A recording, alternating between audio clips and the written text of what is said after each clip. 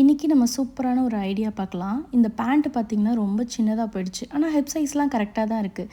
இதை கொஞ்சம் லென்த் பண்ணலாம் அப்படின்னு சொல்லிட்டு நான் பிளான் பண்ணது தான் இது. கண்டிப்பாக இது உங்களுக்கு யூஸ்ஃபுல்லாக இருக்கும் அப்படின்னு நினைக்கிறேன். இந்த பேண்ட்டில் வந்துட்டு இப்போ நம்ம க்ரோஷேட் தான் பண்ண போகிறோம் இதை லென்த் பண்ணுறதுக்கு.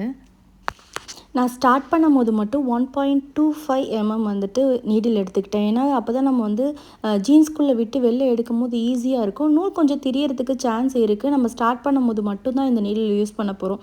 அடுத்ததுக்கப்புறம் நம்ம நீடிலோட சைஸை வந்து மாற்றிக்கலாம். ஏன்னா நம்ம ஜீன்ஸ்குள்ளே விடும்போது ஈஸியாக அப்போ தான் இருக்கும். நான் இப்போ நீடிலோட சைஸை மாற்றிக்கிட்டேன் நான்.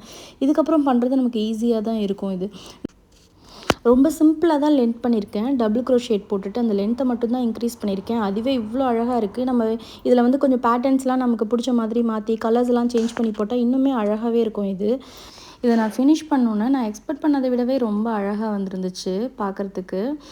இதை நம்ம வந்து பேண்ட்டு லென்த் பண்ணுறதுக்கு மட்டும்தான் இந்த மாதிரி பேட்டர்ன்ஸ்லாம் போடணும் அப்படின்னு கிடையாது. கைக்கு ஸ்லீவுக்கு தென் வந்து பஃப் வைக்க அதெல்லாம் கூட யூஸ் பண்ணிக்கலாம். ரொம்பவே அழகாக இருக்கும் இந்த மாதிரி பேட்டர்ன்ஸ்லாம் போடுறதுக்கு. இந்த மாதிரி நான் நெக்ஸ்ட் வீடியோவில் அந்த மாதிரி வீடியோஸ்லாம் நான் நிறையா போடுறேன். என் வீடியோ வந்து பிடிச்சிருந்துச்சுன்னா கண்டிப்பாக சப்ஸ்கிரைப் பண்ணி வச்சுக்கோங்க. நெக்ஸ்ட் ஒரு சூப்பரான இன்ட்ரெஸ்டிங்கான வீடியோவில் பார்க்கலாம்.